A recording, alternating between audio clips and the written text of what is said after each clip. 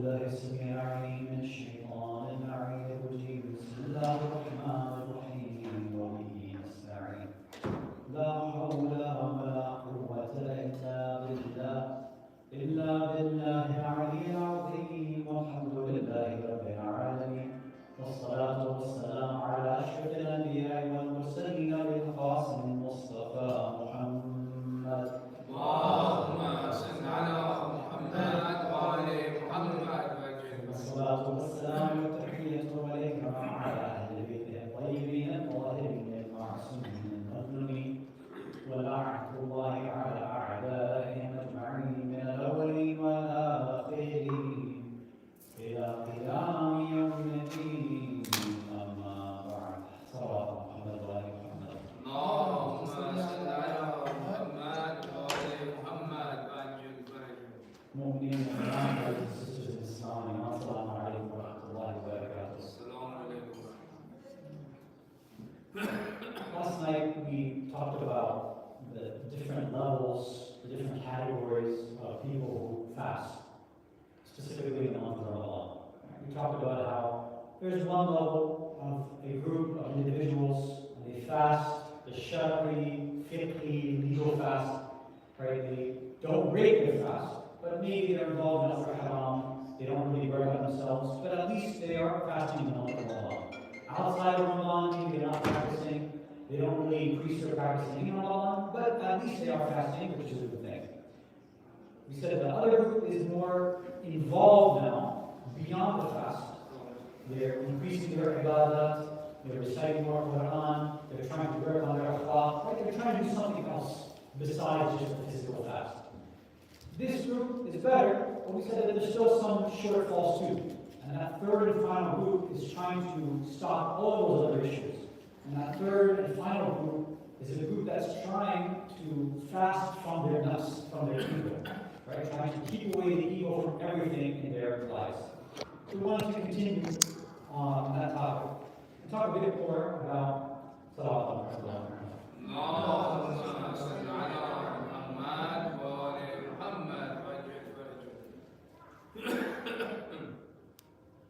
So we talked about how these three different groups can be described as what are they trying to destroy. We said the first group is trying to destroy their appetite. The second group is trying to destroy sins or destroy any chance of going to Jahannam. And the third and final group is trying to destroy their ego. Right? There's another way of describing it too. And it's about which things anchor us down, which things hold us down and hold us back from getting towards Allah. Which things have I been chained towards? And in general, it's something in the dunya, but for each of these groups, it's something different that they're chained towards. For the first group, it should be obvious. What the chain is connected to is the physical dunya itself. That's why for that group, what's difficult is the physical fast, right? Because the physical fast has an effect on the physical body. And because of their hubb dunya in that sense, their love of literally the physical world, that's what makes it so difficult. So we want to describe it from another way too, because it's not simply for that group just the idea of the physical world holding them back. There's also this idea of a dunyawi worldview and a perspective that they have as well, which also anchors them and holds them back from Allah. So let me explain. Many times we rely, primarily on physical strength and capability to get certain tasks done. Right? If something has to get moved, a box has to get moved in the house, furniture has to be moved, either you're strong enough to do it or you're not. Right? Somebody might say, okay, I have enough, I can push or pull this furniture or move this table, whatever. Or I'm not strong enough, or I'm too tired to do this right now. I don't have the physical capability to do it, so I have to get somebody else or wait till I am able to build up that strength. So there are certain tasks where we see that, look, it's very simply dependent on physical strength and characteristics, and that's the way we view things. And when it comes to our energy, the way that we move and act and behave in the world, for many individuals, especially and particularly that first group of fasters, that group, because of that dunyawi thinking, everything in the world has to do with something material and something physical. That's what holds them back. So every problem that they see, even though they believe in the ruh, they believe in the fitrah, they believe in the soul, they believe in the akhirah, they believe in angels, they believe in another realm, in another dimension, an immaterial world, and all of that. But when they look out at this place, the way that their life is going, when they see their problems and issues and difficulties and bala and trials and everything, they see it purely in physical terms. And because they see it in physical terms, they assume that the solution is also going to be physical as well. If I think a problem, just like moving something, lifting something up, if I think the problem is physical, then I'm going to look for a physical solution. So, in the month of Ramadan, if they're feeling weak, if they're feeling tired, if they don't have the energy, what do they blame? They don't blame themselves, they blame, I don't have enough calories in me. I haven't had my caffeine, right? I'm used to having caffeine or coffee in the morning and this and that. Because I don't have it, that's why I'm like this. They're at work in the middle of the day, they lose their temper, right? They're because of that hunger, oh, I'm hungry. Like I normally wouldn't act like this, but I'm acting like this, it's because of food. So they're not looking internally and deep in the kind of spiritual issue. They're blaming it on a physical cause, right? So the solution for them is what? Once iftar time comes, as soon as I have, that first bite of food, that first sip of chai, then I'll be okay. Then I'll be fine. But of course they do, and the same person afterwards too. It doesn't change, right? But they think that that's what's going on. That just a little bit of calories, and then I'll be okay. Some, just 100 milligrams of caffeine, then I'll be good to go. But we know that that's not the case. The issue here is more than just the actual food and drink part. It's the fact that their worldview, their fikr, their thought process is purely dunyawi and physical. That's the real problem that has to be understood. What's happening here for this kind of group is that even though they know that there's a physical and a spiritual world, they know that these two exist. Every single person, every religious person, especially every Muslim, knows that there are two realms or dimensions, right? Okay, there's the dunya, physical, and then there's some akhirah, some metaphysical, immaterial stuff. I know that. So they know that. But the issue is, the things that they should be looking at from a metaphysical or spiritual lens, they completely disregard it, and they look at it only through physical means. And again, as we said, because of that, they're going to try to solve it through physical means, but only maybe get rid of the symptoms, but never actually the root cause. There's a beautiful, interesting hadith that comes from Rasulullah sallallahu alayhi wa alihi wa sallam. Allahumma salli ala Muhammad. He's reported to have said, Inna quwwat al-mu'min fi qalbi. He says the quwwah, the strength of a mu'min, is found in his qalb. It's found in his heart. The strength is not found in muscles, it's not found in bone structure, density, none of that physical stuff. The strength of a mu'min is in his heart. And then we might be thinking, oh, maybe this is just allegorical or metaphorical. That's what he's saying. But Rasulullah continues, أَلَا تَرَوْنَ أَنَّكُمْ تَجِدُونَهُ ضَعِيفَ الْبَدَنِ نَحِيفَ الْجِسْمِ. Like, haven't you seen seen individuals who are weak, right? They're old, they're frail, they're weak. وَهُوَ يَقُومُ اللَّيْلِ وَيَصُومُ النَّهَارِ. But these old, weak individuals, they are up all night in salah, in namaz, praying, and throughout the day they can fast very easily. So you're telling me that they're physically weak, but they can do the most difficult activities. Now, I don't know how many of you have tried. I mean, when we try to stay up on nights of Qadr or other a'mal nights, or sometimes we just have to get work done, whatever it is. Sometimes our kids wake us up, in the middle of the night, for those who still have kids in that range, that age range. It's tough. You get woken up like that, you can't think straight, you're so tired, you just want to go back to sleep. You don't find it, but you see that there are people, right, who are, again, by all other accounts, you look at them, they're weak, they're old, they're frail. They don't have the strength to do this, but they can be up all night in ibadah, with dhikr, tasbih, salatul layl, reciting Quran. They're the ones with full energy. And there are ulama, who are the ones who are performing this every single night, who are the oldest and the frailest and the weakest in physical terms. But in terms of their soul, spiritually speaking, they're stronger than everybody and than anybody. They're the ones who are up doing this ibadat. These ulama who can stand, up all night doing hundreds of rakats of salah. It's a very difficult thing to do, right?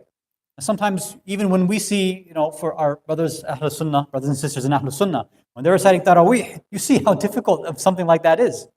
Alhamdulillah, that we don't have anything like that, right, to weaken us, but I think you and I both know, if we had something like that, we would try to find loopholes to get out of it anyway, because this is really tough. Even when we're sitting down reciting Joshan al-Kabir, we're sitting down, we're just looking at a PowerPoint, most of us, or we're sitting down reciting from a book. It's long, it's difficult. I see people, they get up quarter of the way, halfway through, and they go and take a break. It's difficult. But it's not difficult physically, it's difficult spiritually. If I don't have the spiritual stamina for it, that's what's weakening me. But other individuals, mu'mineen, mu'minat, who are veteran mu'mineen, mu'minat, right, the quote-unquote elders in the community, who maybe, yes, they can't lift up a chair or move this other stuff, fine, but they can engage in more ibadat than anybody else who has this strength, as we're saying. Think about the example of Amir al-Mu'mineen, Ali ibn Abi Talib, alayhi salatu wassalam. Can we think of anybody stronger in Islamic history? No. I don't need to tell you all the fada'il, you know it better than I do. We know who ripped apart and ripped off the door of Khaybar. We know who was the first in the battlefield, who never ran, who never turned his back to anybody. We know he was the champion that was striking down people twice his size, people who had been in combat longer than him. But he was there fighting constantly, whereas others were running off away from battle. But is this strength that we see in our Mawla Ali? Is this coming? Is he drinking protein shakes? Is he doing push-ups? Right? Is he bulking up? It's because of his calories? He's going to the gym? Like, what is this? This is not physical strength that he has, it's spiritual strength. It should be very clear to us. And that's why things like ripping off the gate of Khaybar, which to this day people, they can't deny it, but they can't understand it either. How can somebody do that? Well, yes, you can't understand it because you can't understand that kind of iman. Right? Inna quwwat al-mu'min fi qalbi. And the iman of Ali can't be matched by anybody else. Second to, of course, Rasulullah sallallahu alayhi wa sallam. So yes, it sounds strange to everybody else because they don't have that kind of iman. But this is how Amir al-Mu'mineen is able to do this. This is how you see individuals in Karbala, like Habib ibn Mudahir, who is 70, 80 years old. He's a very old man. But even by his own words in Karbala, he says, Ya Aba Abdullah, when I see you, when I'm with you, I feel young again. And we see him on the battlefield fighting individuals who are half his age, a third of his age. So this is not about physical strength. This is part of Ramadan. Part of fasting is that it helps us disconnect from the physical world dominating the way that we think. Thinking that everything is all about the physical stuff, it's dunya, and I have to solve it through dunyawi means. No. Sometimes it's a spiritual matter. And there are a lot of modern day problems, which might be controversial to discuss, but I at least want to open up the conversation. For example, right now, when we look out at the world, we see the issues that are happening, especially in the Western world. There's always these conversations that we have about, mental health issues, right? And it's a big conversation within the religious communities, within Muslim communities, and among Shias as well. And there's a lot of different opinions about what we should be doing about quote-unquote mental health issues. There's obviously a group of individuals, some speakers, right? Some mental health professionals, those who have studied, who say it's all neurophysiological. What's happening is because of something in terms of brain chemistry. It's the body, it's physiological. So in order to solve it, it's got to be medicated, it's pharmacological. You have to solve it that way. Right? And maybe for certain instances, maybe that's the case, right? I'm not rejecting that completely. But at the same time, we have other approaches given by our philosophers, our urafa, our ulama, to say that no, sometimes some of these issues do have to deal with spiritual strength and not quote-unquote mental strength. It is something to do with iman. And people don't like hearing that. Now, we're not saying anybody's weak in iman, we're not judging people, that's not the point of this. What we're trying to say is that if somebody finds a weakness in willpower, they find issues in their identity, well, these have more to do with the soul than they do with the mind, the physical brain. And yes, it is true that when things go wrong in the spiritual realm, when the soul is going through issues, it has an effect on the physical, very clearly. If there's a weakness in iman to some degree, it has an effect and it gives me a weakness in my body, definitely, without a doubt. And does that mean sometimes it looks as if it's in the shape or form of what people call a mental health issue? Yes, that's the case. Am I saying that somebody just recites Quran and it'll get fixed? I'm not saying that. But I'm saying don't reject that idea either. Many people out there are rejecting it, saying, no, it has to be done by Western mental health professionals. Okay. Keep in mind the perspective that these individuals, these quote-unquote mental health professionals, whose ideas are they actually studying? Jung and Freud and all these other individuals. These are people who don't have an understanding and grasp of the soul, of the fitrah, of the ruh. They have nothing like that. Western science doesn't care, doesn't believe in the soul. So it's not going to factor that into the equation. So none of that is actually going to matter, and they're not going to offer any solutions for that too. When we come to Islamic spiritual psychology, then yes, that's different. They will offer, for example, when you talk to somebody who's trained in Islamic spiritual psychology, they will talk about the physical ramifications. They'll ask about your sleeping habits. They will ask about your eating habits. They will ask about exercise, because these are things that are mentioned in riwayat, right? Not just because it was mentioned in some scientific study, because it's been mentioned by the Ahlul Bayt alayhimus salam. But then they'll also say, okay, what is your schedule for ibadah? What's your prayer like? Are you reciting Quran constantly? How do you feel when you are in ibadah? These are questions a psychologist or psychiatrist or therapist is not going to ask. In fact, one of the problems, not always, but there is an increase in this, and I know this because I talk to many individuals who have, because of various issues, they go and they seek therapy. And they've told me, and I've sat through some of these courses as well too, there are certain individuals who, if somebody comes to them and they say, you know what, I'm having an identity crisis. I'm having trouble at home with my parents. My parents want me to practice this faith. I don't know if I actually believe in it. I don't know. I'm unsure about my identity. I don't know if I'm a boy or a girl. I don't know if I have feelings for the same sex or opposite sex. I'm confused right now. What do you think this mental health professional who's trained in a certain way, what answers do you think they're going to give them? What answers are they giving our children out there, our brothers and sisters out there? A lot of these answers are that, why don't you try giving up practicing for a little while and see how you feel, see if it makes you feel better. Maybe this religious stuff is holding you back. You need to be free. So give it up for a little while and see how you feel. Or, again, that's why if you look on a lot of these websites for therapists and counselors, they'll have, like LGBTQ plus friendly. They mention that specifically. Why? Because they want to offer counseling and therapy which is supportive of that ideology, very specifically. So if a Muslim person comes in and they say that they're struggling with these kind of feelings, they're not going to say, oh, what does the Quran and Ahlul Bayt say about this? They're not going to give a proper holistic Islamic answer. Of course not, because they're not trained to. I'm talking about even Muslim therapists that are out there, or people who are into Muslim, psychology, whatever it is, the ones who have been trained from the Western perspective. They are saying, it's okay, these are your feelings, take care of yourself. What's that famous word that they use? Self-care. Do whatever makes you feel good and happy. I've seen the same thing happen when it comes to issues of divorce, unfortunately, where in Islam, obviously, we know that there's nothing that is more disliked to Allah than divorce, than talaq. Of course, there are situations when it should happen. I'm not denying that either, right? In abusive relationships and things like that. There are some places where it's just individuals who don't know how to communicate, or their egos are getting involved.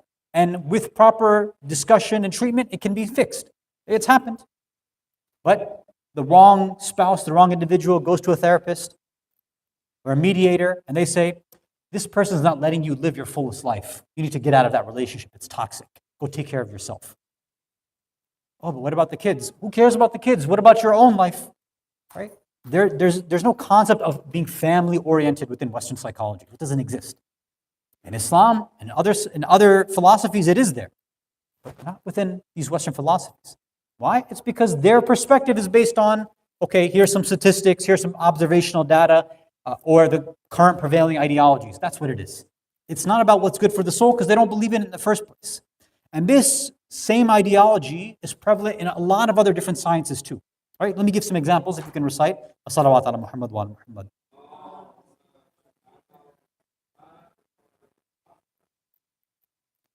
There's, for a while, there's been a trend in our communities where, there's sometimes we don't understand certain things in Islam, which is okay. I don't understand why this is haram. I don't get why this is wajib. Why is this ruled like this? And it's okay to ask questions. It's actually encouraged, and we should be questioning. That's fine. Sometimes we try to find the answers through scientific information, right?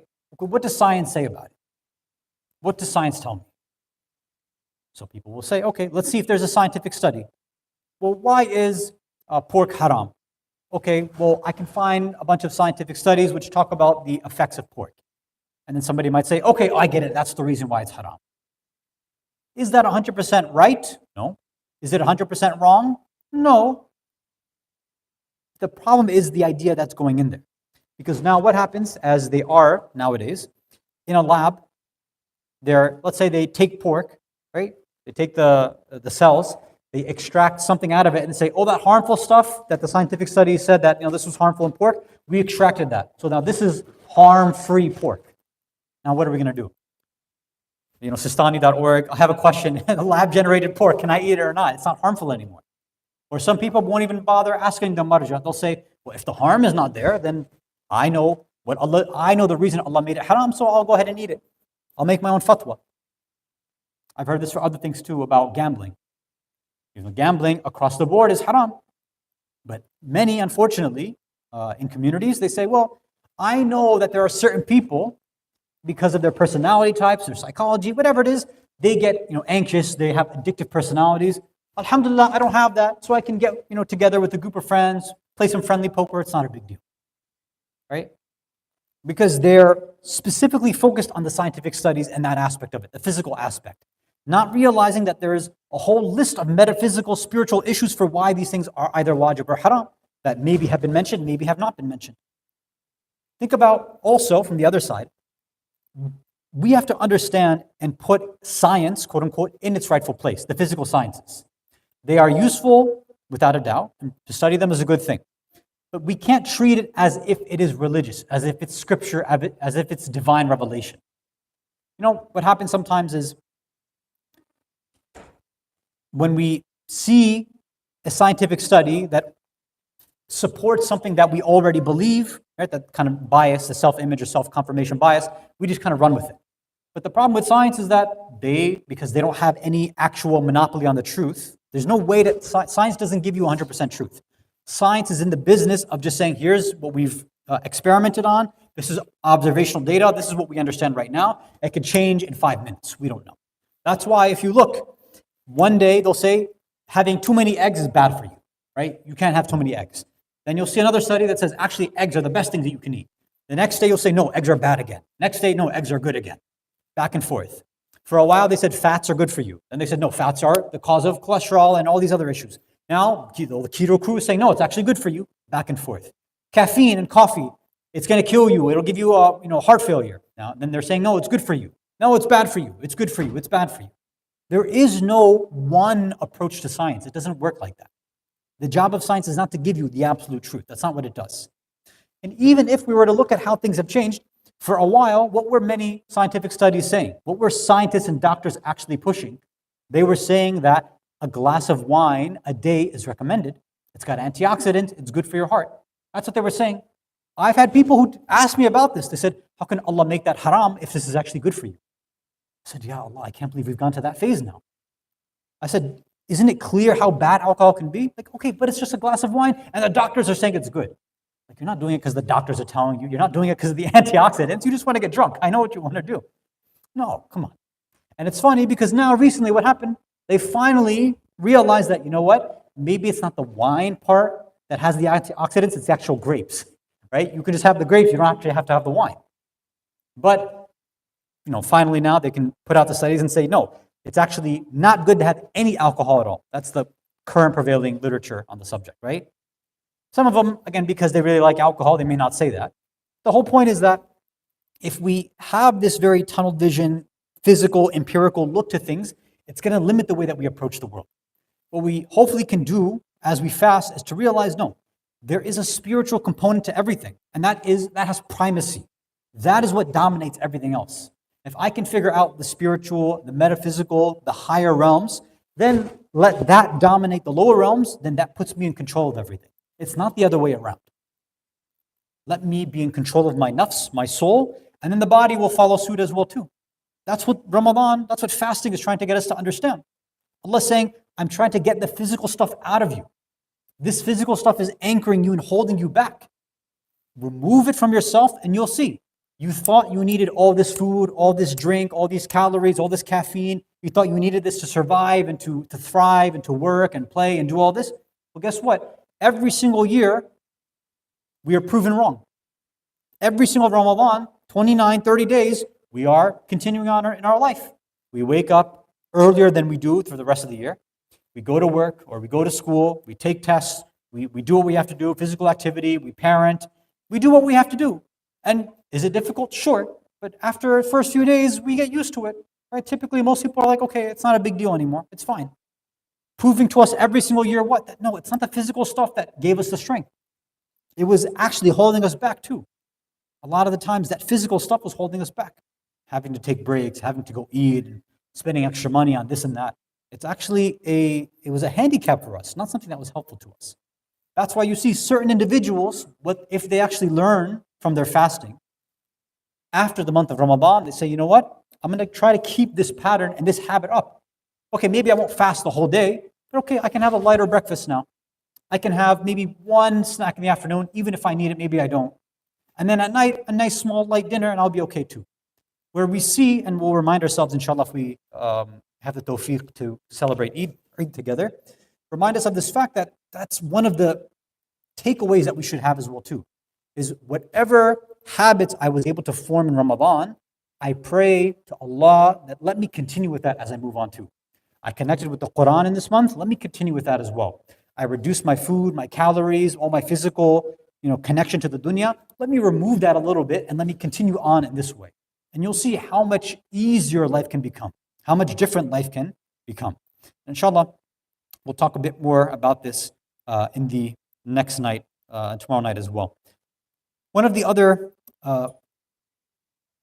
discussions that comes to mind is how, what this has to do and what kind of rewards actually are offered for this highest level of fasting.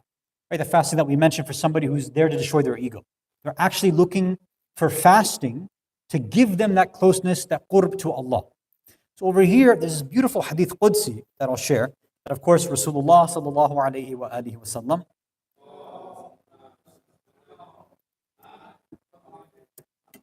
shares that Allah has said to him, كل عمل ابن آدم له. Every single amal, every single action of the tribe of Adam, meaning every single human's actions, it all belongs to them. It's all related to them. إلا الصوم, except for fasting. Fasting does not belong to insan. فإنه لي. Allah says fasting belongs to me. This is my action. وأنا أجزي به, and I am the one who gives the reward for fasting. وَلِلصَّائِمِ فَرْحَتَانِ. For a sa'im, for somebody who's fasting, there are two sources of happiness. حِينَ يُفْطِرْ, whenever they break their fast, which is very obvious how happy we get when we break the fast, when iftar comes, right? We're all happy. وَحِينَ يَلْقَى رَبَّهُ, and the second is when they have this mulaqat with their Rabb. For somebody who's truly fasting, both of these things are there. That happiness when we break the fast, it's not physical for many of us, right? It's like, no, this is a gift, this is a ni'mah that Allah has given me, that I was able to go through all this. He gave me the tawfiq, the power, the ability. I'm able to break it now with food that He has provided for me, or that individuals have come together and sponsored, which is a very wonderful thing to do. And I'm able to continue with the rest of my day, my ibadat, my life, based on this rizq that Allah has provided. And then sometimes we find, whether it's sometimes at iftar time, sometimes as we're reciting the Quran, maybe during salah time, maybe in the morning when we wake up for suhoor, sometimes we feel that connection to Allah that we never had throughout the year. Something different, we all feel something different in this month. And that is that mulaqat with our Rabb. That, okay, I feel a different connection to Allah that I haven't felt before. That's one of the other sources of happiness that somebody who's fasting, that's what they can get. وَالَّذِي نَفْسٌ مُحَمَّدٍ صلى الله عليه وآله بيدي لَخُلُوفُ فَمِ الصَّائِمِ أَطْيَبُ عِنْدَ اللَّهِ مِنْ رِيحِ الْمِسْكِ. Without a doubt, and then Allah swears by the one who has the soul of Rasulullah in his hands, right? Meaning he's swearing by himself, that the breath of the person who's fasting is sweeter to Allah than that fragrance, that musk, that itar that somebody could be putting on. So just that person's breath, right? The fact that they are in this state of disconnecting from the dunya, disconnecting from the physical means, coming closer to those higher spiritual metaphysical means they're taking steps closer to Allah. And that breath that they have, which is representative of that, is something that Allah loves. Inshallah, tomorrow we'll talk a bit more and go a bit more in depth in this subject. Walhamdulillahi Rabbil Alameen. Wa sallallahu ala Sayyidina Muhammad wa ala Ahl Baytihi at-Tayyibin at-Tahirin.